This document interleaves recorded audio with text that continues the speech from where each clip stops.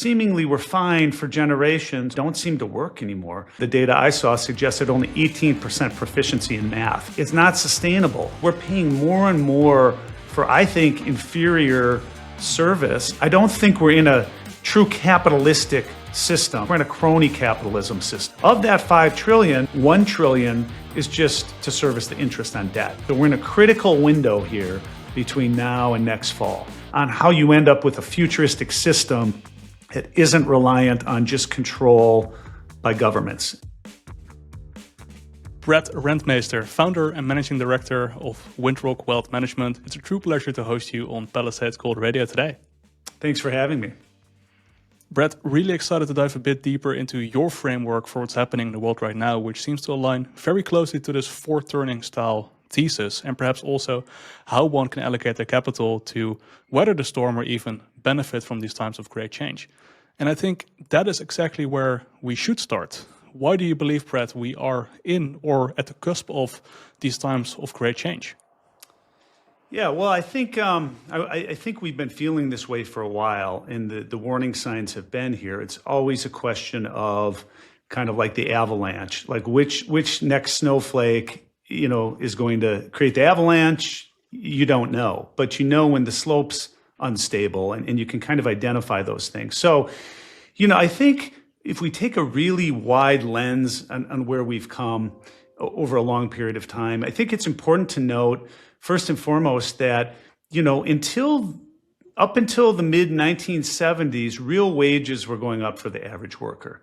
So that meant they got paid more and costs went up, but they were making a little more than the cost increases. And somewhere around the mid 70s, around the time, probably not a surprise when we separated the dollar from gold, that changed. And all of a sudden, yes, wages kept going up, but now cost increases in everyday living kept going up more and more. And really from that period till recently, what has the solution been? We haven't consumed less as consumers. We've simply borrowed cheap money. And as interest rates came down from the late 70s, early 80s, crashed to almost 0% in COVID, that allowed people to borrow more and more and more. And really, that's how the system's set up. So now we're at this point where the question is, are we at this point of debt saturation? Can we keep going, another level up, or are we kind of at a change point? And I think we're much closer to a change point than not, although timing is always, uncertain. No, definitely. I guess a very easy follow-up question on that would be, why couldn't we just kick it down the road indefinitely? Why does there even need to be a time, a reckoning point? Yeah. Well, there are some scenarios where we can pull that off to some degree, but ultimately, mathematically, debt has to have some relationship to the assets supporting it. And what we've created in the world is a debt-based system that just keeps expanding and expanding and can only be made possible by ever-increasing printing of money to pay off existing debt. So, to answer your question, the assets we have in the world aren't enough to support the debt we have. So what happens? We have to literally create money out of thin air to, bridge the gap. And I think, why now? I think it's on people's radar more now in the US because we've, surpassed $1 trillion of interest expense. So now that interest rates have come up a bit post-COVID, people are recognizing that, wow, $1 trillion of interest, and we're still at low rates, and we only bring $5 trillion in taxes roughly. So, a fifth of our tax money is just paying existing debt, and we keep taking on more and more debt. And, it's a global issue. It's not just the US, it's Europe, it's Japan, it's even China and some of those other countries. So none of us know what the limits are, and there are a couple things we could talk about on how they might push us out further than we think. But I think we are seeing cracks. What are some of those cracks? What are some of the symptoms that you are seeing in society right now? Yeah, well, I think, all things go through cycles, and I'm a big fan of Neil Howe and his work in the fourth turning. And so, if you follow those type of models, you say, about every 100 years, about where we are now in these generational cycles, the old systems that seemingly were fine for generations, all of a sudden don't seem to work anymore. Everybody's frustrated, nobody can afford them. And so when I go down the list and I look at critical systems and ask the question of, are they working for people? Are they sustainable? I come up with a resounding no across many things. And, you could start with something as straightforward as healthcare. I can only speak from my own experience. We just got our company's, renewal rates. And for a family of 4 with the oldest people in their low 50s, it's about $40,000 a year. But that's before all the deductibles and copays.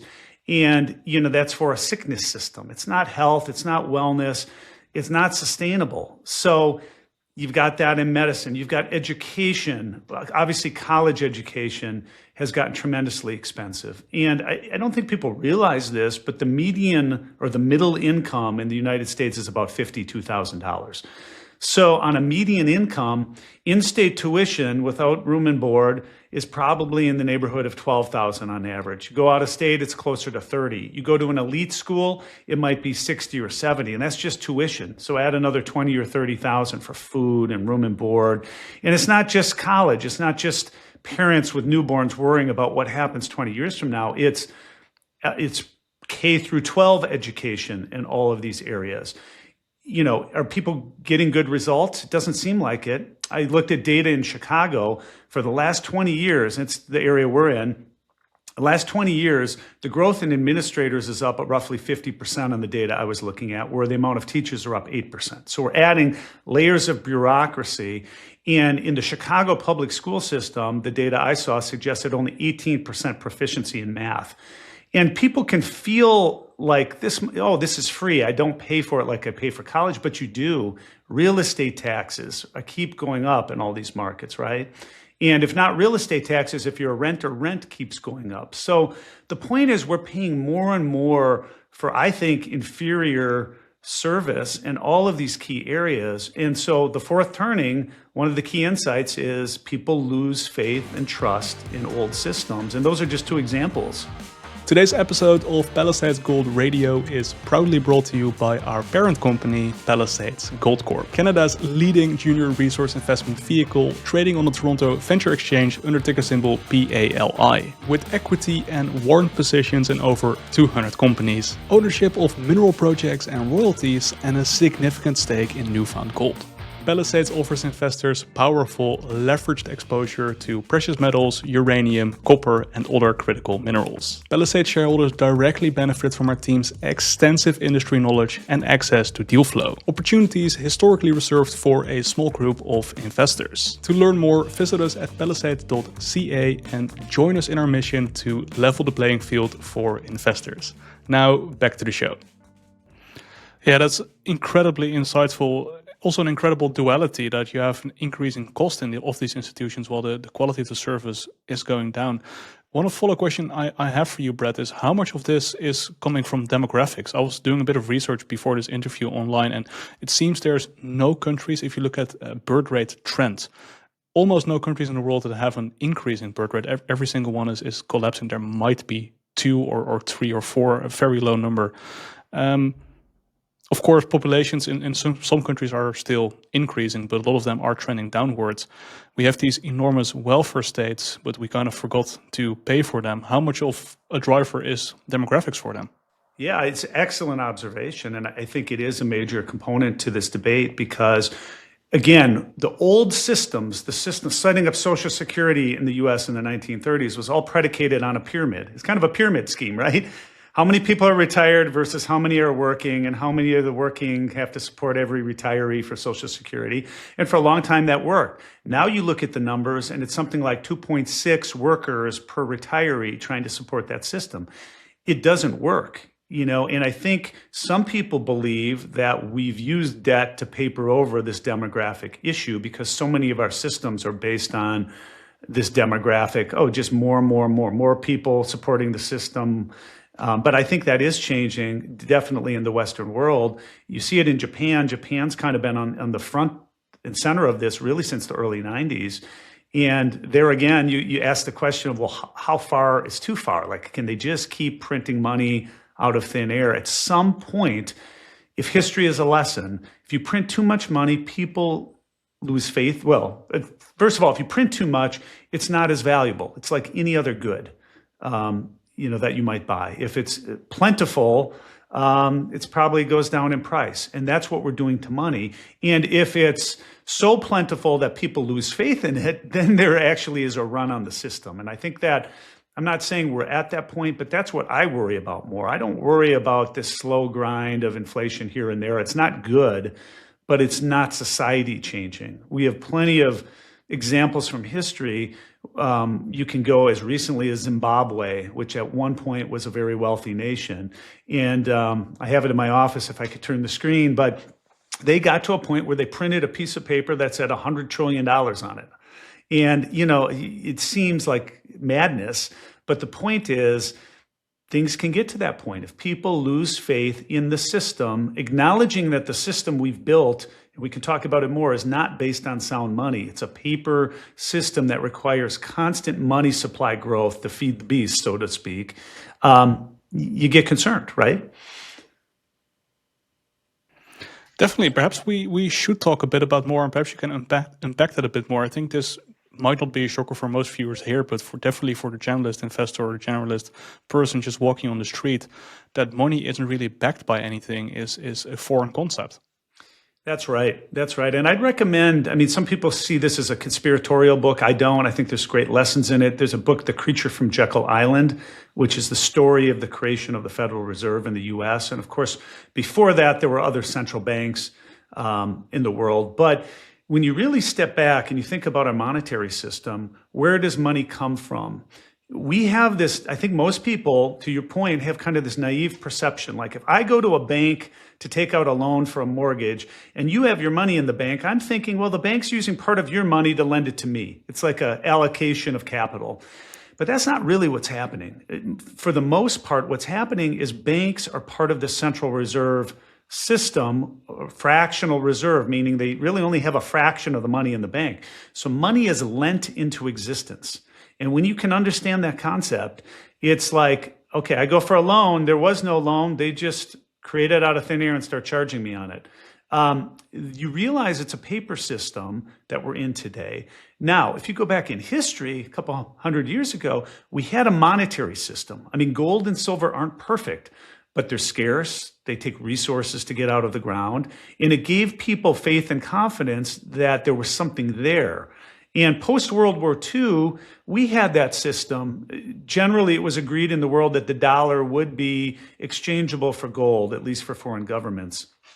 And, that went up until the early 70s, and there was somewhat of a run on the dollar at that point where foreign countries, led by France, were demanding their gold back. And we had to kind of cry uncle, and Nixon took us off the gold exchangeability, he said, temporarily, right? Well, here we are many years later, and that's never come back. So I like to use this analogy that since the early 70s, we used to have a checkbook. If you're a kid, like a teenager, where that your parents oversaw and you had a certain amount and there were guardrails, you couldn't go too far out of bounds. Since 1971, it's been a checkbook with just unlimited ability. And I think we're seeing it now because it turns into waste and fraud and corruption and all the terrible things.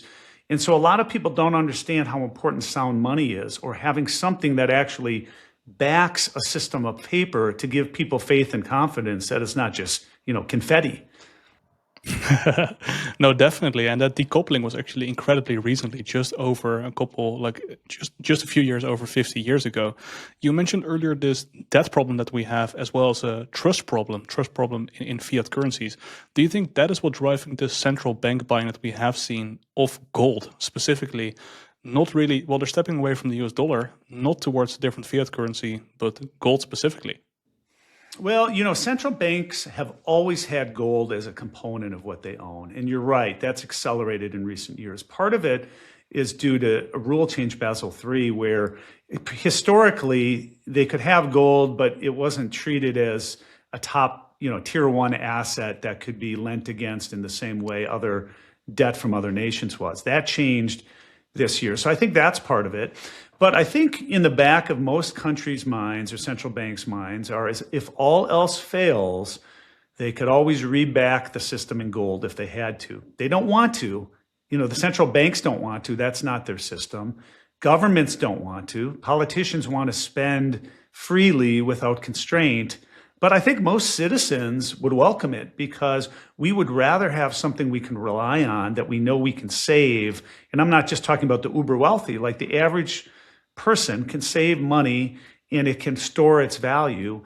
And it would force us to be much more rational, frugal, thoughtful on how we spend money. And I think at the end of a system, kind of like the end of Rome, things get sloppy. People steal from the treasury. Everything's fraudulent. And I think we're in that kind of period.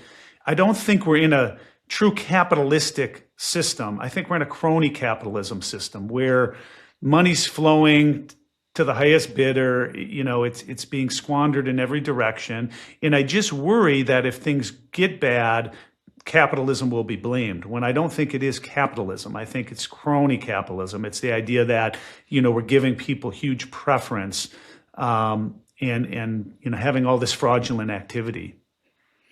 And I guess to your point there, taxes around the world are, in most Western countries, incredibly high, and they seem to be on a rising trend.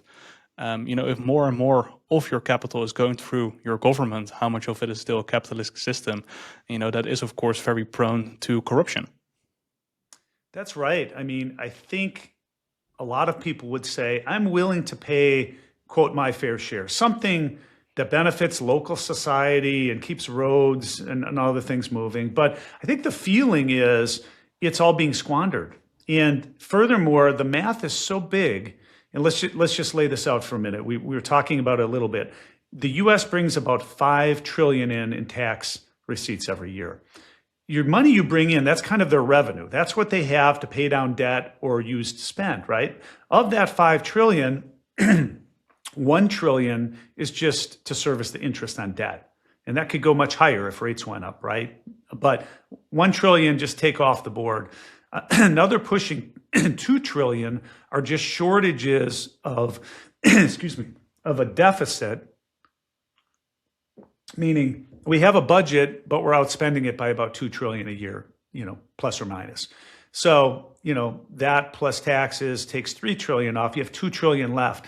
You've got $38 trillion of official debt, but that official debt is very misleading. It excludes a lot of unfunded liabilities that just aren't on the balance sheet. So unfunded pensions, go down the list, unfunded healthcare costs, et cetera. So if you did a present value of that and you said, well, what would we need today to pay that off? Most estimates are over 100 trillion.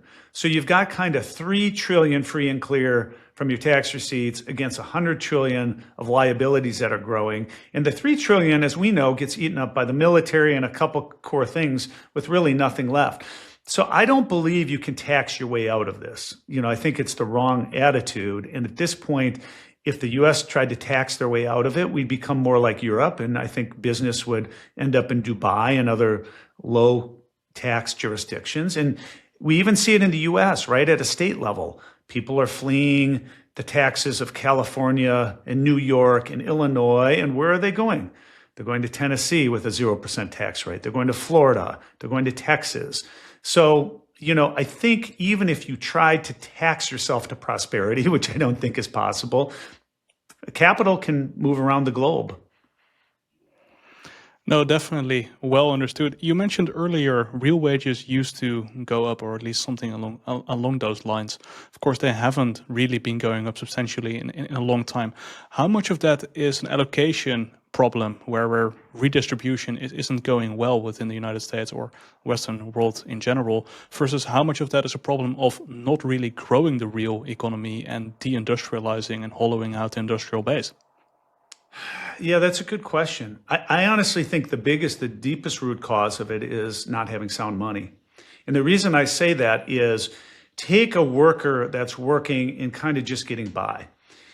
So putting all those issues you just set aside, in the 70s, you could get by on a one-income household, family of 4, and live in a suburban area and have healthcare on one income, right? So all those things you're saying are true. Deindustrialization, we've lost a lot of the jobs, the middle class kind of jobs. But on the other side of it, not having sound money has meant that workers got to work even harder. They haven't had the savings in the stock market or other kind of things that have gone up. They're more paycheck to paycheck. And because it's constantly losing value and their wages aren't keeping up, all they know is my wages, went up a little year to year, but groceries are much more expensive. And I can't afford to take my family out to the movies and dinner. And I certainly can't go to Disney World and all these other things that are now thousands of dollars a day.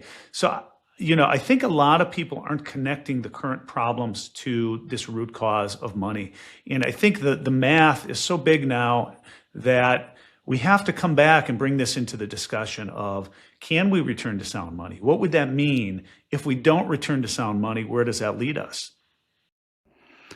Well understood. I think we have a great picture of the problem at hand, these unsustainable debts, the lack of sound money, demographic trends and the likes. I would like to dive into the why now question. We of course talked about it a bit earlier, but when you look around the world, China, Japan, European Union, most of those countries are having very similar problems. So why would this become a big problem now? Why can't we print our way out of it at least for 10, 20, 30 years more?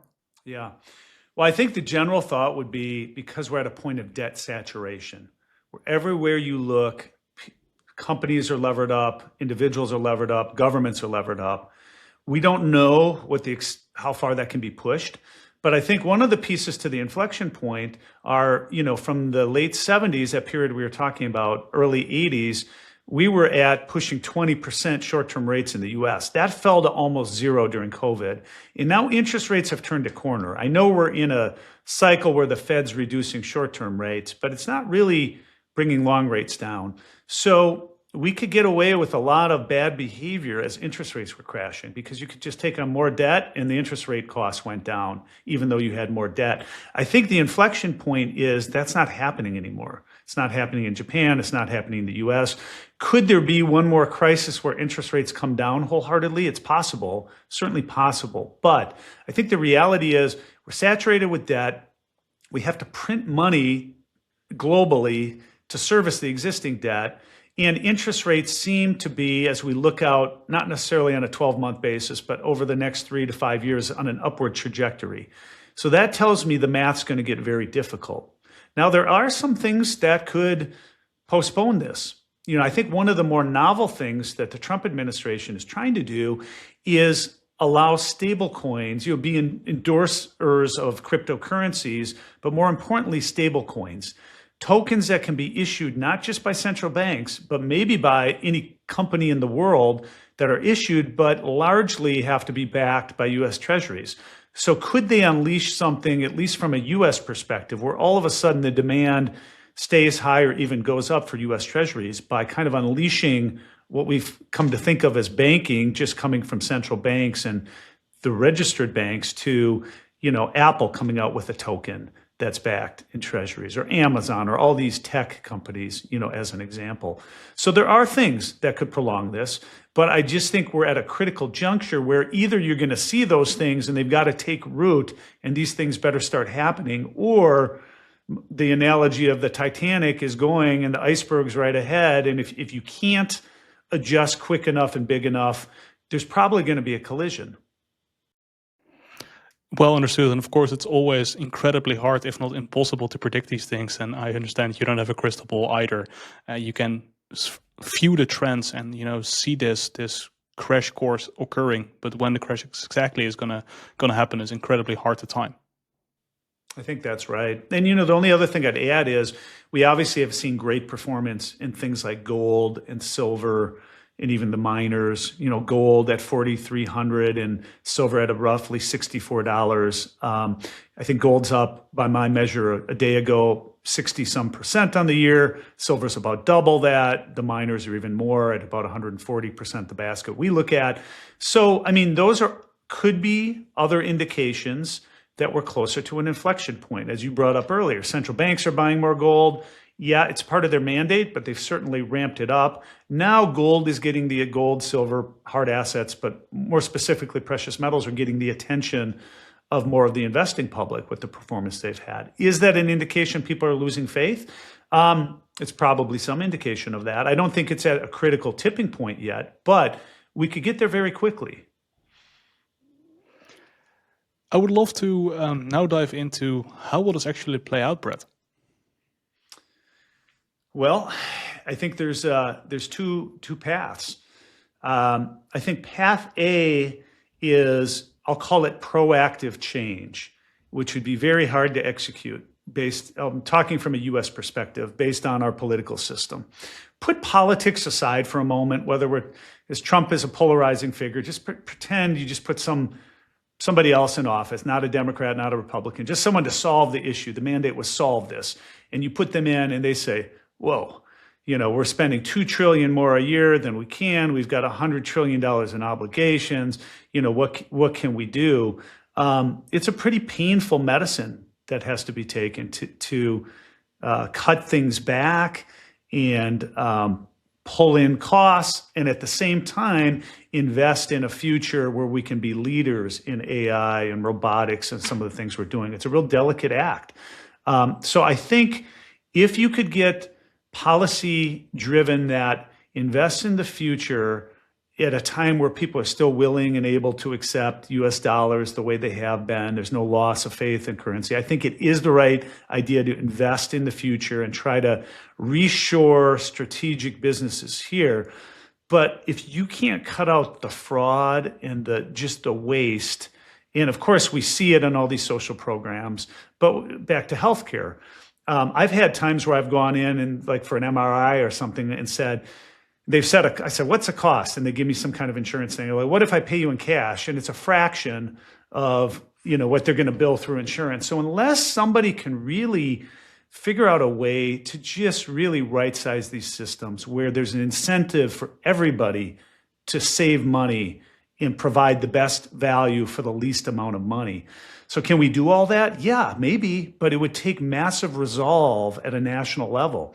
So if we could do that, I would say, it's a 3 to 5 year process, but we have to see major steps. I mean, I'm not saying we solve it in 3 to 5 years, but we have to accept that you're not going to turn the battleship overnight, but you've got to see steps in the right direction. And I think with this administration, now coming back to the current, topics, with this administration, you've got to see it before the midterms, because otherwise, I don't think you're going to enact enough change. So we're in a critical window here between now and next fall. And I think if you can do that, you would expect maybe even a return to some kind of sound money in part. That's path A. Path B is, despite, best promises, wishes, desires, you just can't turn the Titanic. And it doesn't matter who's in office. It's the whole political system you're trying to convince. And we've got corruption so deep that we have to accept there's going to be a collision. And if there's a collision, it's not a resetting the system to sound money on the terms the government would like. It's a loss of faith in every man, woman, and child for themselves to some degree. And probably people lose faith in paper currencies globally, and there's a run to hard assets. Those are the two kind of extreme, but I think reasonable paths that I see ahead. Well understood. By the way, Brett, you have a phenomenal ringtone, as just a quick side note. Apologize for that. No worries at all. It was great sound. Ray Dalio has a very, similar analysis on the financial data, demographic data, political data as you have. He points towards a passing of the baton of like the reserve currency of the world dominant power, specifically from the US to potentially China. When I look at China, when I look at their demographics and their government debt, they seem to be almost worse off than us. Do you think we will pass the baton as the West towards a different player, and who would that player be? Yeah, in the near term, I don't see that, because I think all of these fiat currencies or government issued currencies are linked at the hip. Meaning, if people lost faith in the US dollar, to me, they've probably lost faith in the euro, the yen, and the yuan. I just right now don't see a world where all of a sudden it's like, oh, yes, safety in the yuan, but Europe's sinking and the dollar's going away. I think all these countries are plagued by very similar things. Now, I know a lot of people talk about China being the future, but China has a demographic problem, maybe even more acute than we have. They've got a debt problem. They're dealing with their own issues, and there's still some form of communist regime. So will people trust their money? You know, you have to believe money's free floating and fungible and you can take it when you want it. And, you know, China has a history, at least with people domestically, of not letting the money, the yuan, leave the country. So I don't see that in the near term. And that's just one person's opinion. I think it's more likely that either the world gets religion and comes back to some kind of sound money, either collectively or in part, or things scatter to the wind and we have a massive crisis and the populace loses faith in all of these currencies and seeks hard assets or something different. Now, maybe one country or one block of countries makes a move and comes out with a gold, silver, or even Bitcoin-backed currency. I mean, certainly El Salvador's doing that a little bit with Bitcoin, but you'd need bigger players doing it. That's possible. But I just don't see the baton being handed to another paper currency with 90% of the same issues in this next critical period, these next couple of years. It seems unlikely to me. Were you referring to this potential BRIC settlement currency that's potentially 40% backed by gold? I mean, that's certainly one path, right? That's certainly a path. You get a group of countries kind of not opposed, but doing their own thing away from the dollar that has been kind of quietly accumulating enough gold and silver and other things to have a reasonable backing to create trust and faith in it. And then they come out as a power group against really the legacy currencies of things like the dollar, euro, British pound, et cetera. So that is a possibility, no question. It seems that the BRICS currently still have some problems getting this BRICS settlement currency nailed down. Let's say they are successful in the next few years to do so. Would it actually force the West or the United States to also, go back to sound money? Yeah, I think ultimately that probably is true in my mind, that the first country or block of countries of size that reestablishes sound money will have something that's superior in many ways to everybody else. And I think it will force the hand of other countries to either accept big devaluations in their currencies or follow suit and also reback their money with something. Now, what's the something? Historically, it's been things like gold and silver. Could it be things like Bitcoin or a basket of all of these in the future? I think so. I looked at some math and nobody's got a perfect crystal ball here or perfect data for that matter. In fact, there were some jokes earlier this year about, is there any gold left at Fort Knox? But if you take the official records of the amount of gold the U.S. has, and you take just the 38 trillion in debt and you say, well, what would the price, if we have all this gold exactly as stated, what would the price of gold have to be per ounce to perfectly level out or pay off the existing 38 trillion? The math I was doing is about 145,000 an ounce. Now, in practice, would a country really back everything with 100% reserve? Probably not. If it were 20% of that, it would be somewhere in the $20,000 range. So I think this is why gold and silver and these kind of things are important, because they seem to play a role in the scenario of, hey, we can't change the ship, we're going to hit an iceberg. But they could also be a strategic asset and go up in value if countries get faith and go back to sound money, whether by free will or maybe force of having to follow suit with somebody else doing it.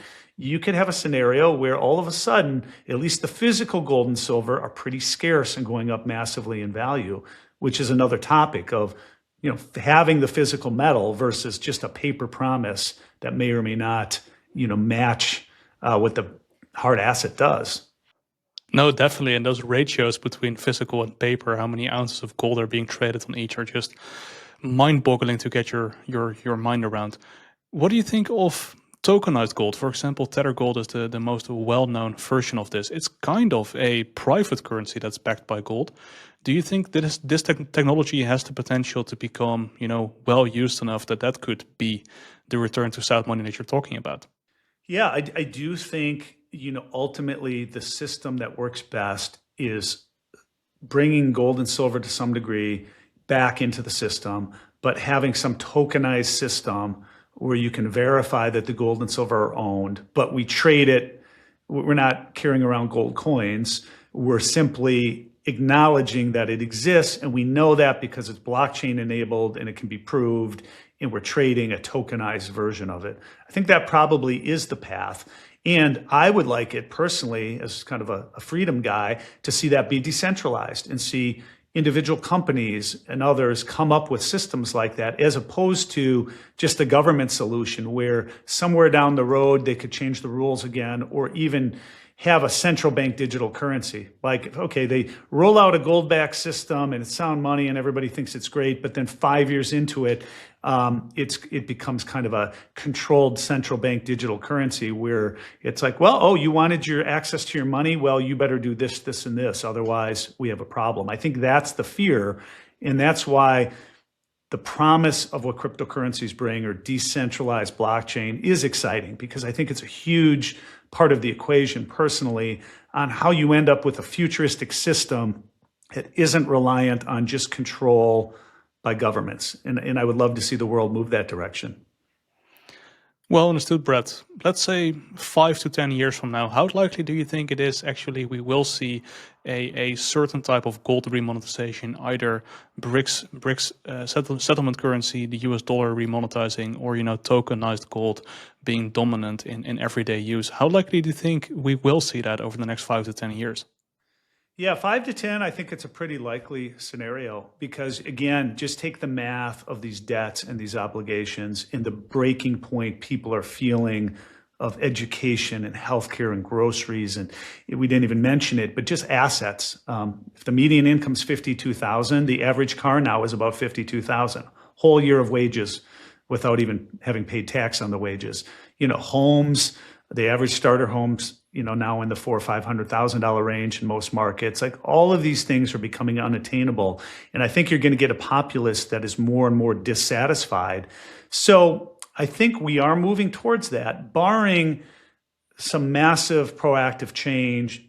If you told me, well, we're going to see stable coins rolled out and a tokenized world, but it's 90% US treasuries and the dollar is going to proliferate the world, maybe that pushes it out. But I think we're at this fourth turning kind of moment, every 100-year upheaval of what we've got. And at the heart of this is sound money. So I think it's likely. A lot of analysis on these 100-year cycles, like the fourth turning, they conclude that it is paired together with a rise of a conflict cycle, a type of war cycle. How likely do you think, Brett, it is that we will see significantly more conflict, perhaps internally or externally, going forward? Yeah, well, that is one of the lessons of their framework, and it's concerning. It's that, these crisis periods aren't just about change. They're about kind of world war, war and then change. I'd like to be an optimist and think that maybe we're learning from history, and maybe this time around, instead of war being the end result of all these debts and obligations that can't be paid, there could be a little bit of a coming together moment of reestablishing sound money and having the world all anchored together on that. Yes, there will be pain. Yes, there will be change, but we won't be talking about pain in terms of lives lost. That has been the historical context of human behavior. So, but I think part of it is regimes would fall when money failed and they'd go to war. So how can we prevent that? I think we can prevent that by some of these proactive things. Can we throw stablecoin power into the mix? Can we get some backing going? Can we take some really proactive steps that maybe keep us out of those kind of scenarios? I like that optimistic view of that. Let's hope that we can indeed be successful at that. I would love to transition towards financial assets for a second. Do you think it's likely we will see a type of crack up boom until this great big reset that we've been talking about actually occurs? Should we expect in financial assets any significant pullbacks between now and then? Because any sign of weakness, we just print it away. Yeah, I think you can see weakness first. In fact, all the other periods, as you correctly say, we've printed. Whatever the issue's been, we've just printed money. And that really started with the Greenspan era in 87, the 87 crash. And since then, any crisis, it's, everything's a nail when you have a hammer, and we will just keep printing money. But it doesn't mean things can't correct severely before you start reprinting, right? So we've seen corrections as recently as it was 22 or 23 when the NASDAQ fell about 35%. Yes, they will print money, so you can take away some of the worst case scenarios probably in the near term. So I think they will continue to come back to that playbook. But ultimately, you run into problems, and there is going to be a period where, is exactly as you're saying, where that is met with a total loss of confidence moment. And we're not there yet, but this idea of a crack up boom, falls back on a school of free economic thought referred to as the Austrian School of Economics, which is there's a point where people lose faith and they will take any paper money and exchange it for anything immediately. And everything goes up in value because everybody's transacting. So if you told me we're going to have a crisis in 2026 and they'll print $100 trillion, I'm just making this up, I would say, yeah, you're going to get people that will say, well, my money's not going to be worth anything. I'll buy houses, I'll buy food, I'll stockpile computers, like anything. But that will lead to this massive spike in other things that people are trying to get by dumping paper money that's becoming worthless. So we could see that. I think we would see that before currency totally fails. I hope we're not on that path. I hope we can find a proactive change. As I mentioned, I don't know. Why couldn't we be in stealth, accumulating Bitcoin, gold, and silver, and then have enough to back the system, let it be known, and let those prices go to their natural point, which could be much, much higher. I would hope that path. But, as they say, hope's not a strategy. So I think you have to prepare for what you're saying, where you could have a scenario that gets quite ugly and have to think about what kind of assets, what kind of strategies can get you through from point A to point B to see yourself through, a difficult time. Hope is not a strategy. So, Brett, how does one actually go about that constructive portfolio that prepares them or perhaps even protects them for a scenario like this? Yeah, well, that's the question of the day. And everybody's strategy is a bit different. I mean, we are registered investment advisors, so when we sit down with people, it's customized to the person. But let me give you some broad thoughts. One thought is, I've been saying this for many years, we've got to invest with 1 foot in the existing system and 1 foot out. And that means we're not telling people to get, hunker down and have nothing in stocks and bonds and liquid assets. That is the world we're still in. And there are things that are performing well still in those asset categories. However, the other foot out of the system, I think, has to be much more mindful of what does well if currency fails? What does well if governments have to keep printing money? What does well if trust is lost? And as a general theme, those would be hard assets, physical or tangible things that can't be printed out of thin air. I can print as many bonds as I want if I'm, the government out of thin air, the Fed and Treasury. But I can't manufacture more gold. I can't manufacture more uranium, et cetera. So I think hard assets, but being thoughtful about what kind of hard assets. If you really are a student of history and you read, as I have, I'm a little bit of a student of history, about the great hyperinflations of history, Zimbabwe we mentioned earlier, Weimar Germany, even the earlier days of the US during the Revolutionary War, people don't realize we had a currency that basically went worthless called the Continental. And there was a saying, not worth a continental. That's kind of forgotten history. It's not taught. And I think we really fail in schools not teaching the history of money. But, I think that's kind of where we sit with those dilemmas and, some solutions, but which hard assets? Generally things that speak to sound money, Historically, that's been gold and silver. I would say food.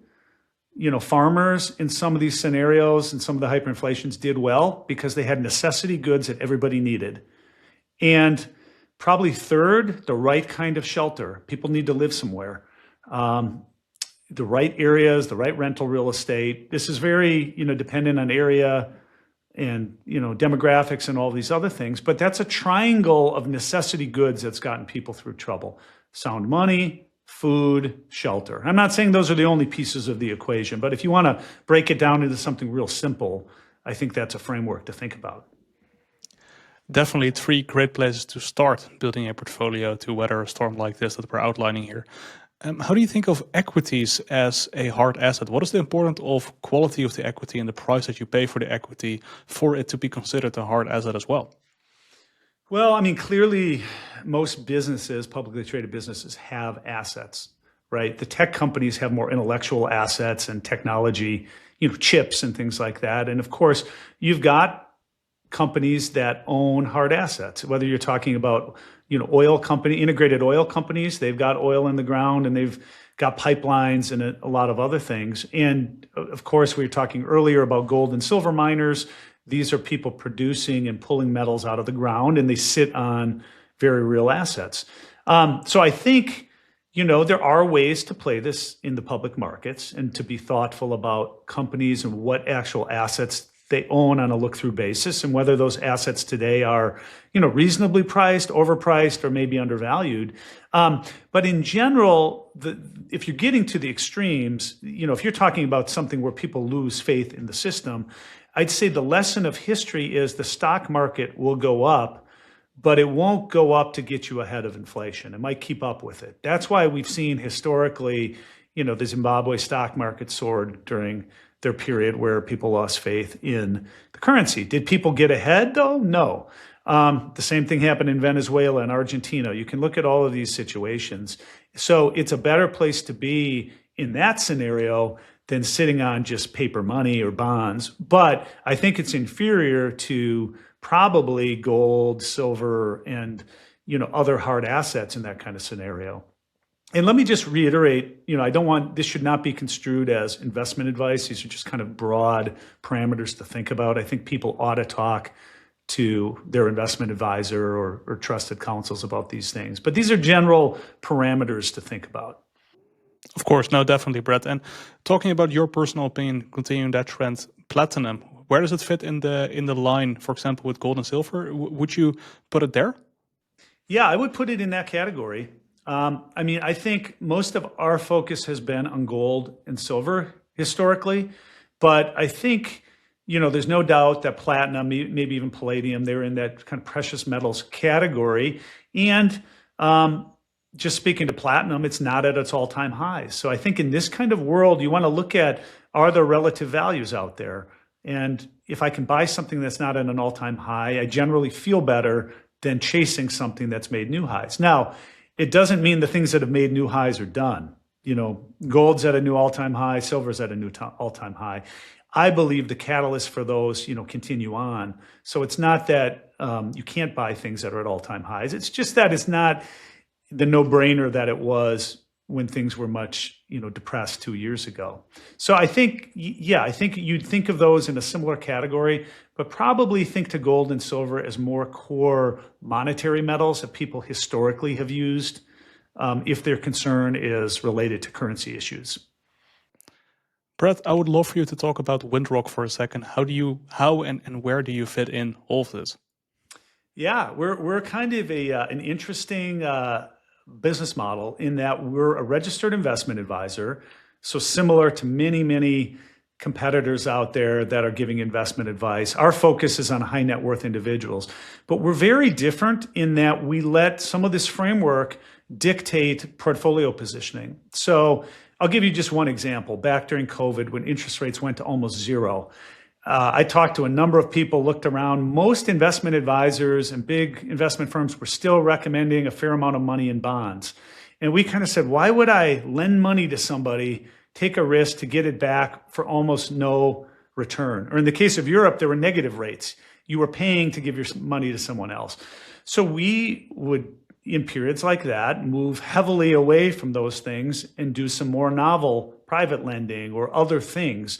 So we're a little more dynamic, and we have this framework in mind. A lot of advisors, I'm not saying all, there's a lot of good people out there, have kind of a, oh, this has worked in the past, therefore it will work in the future kind of model.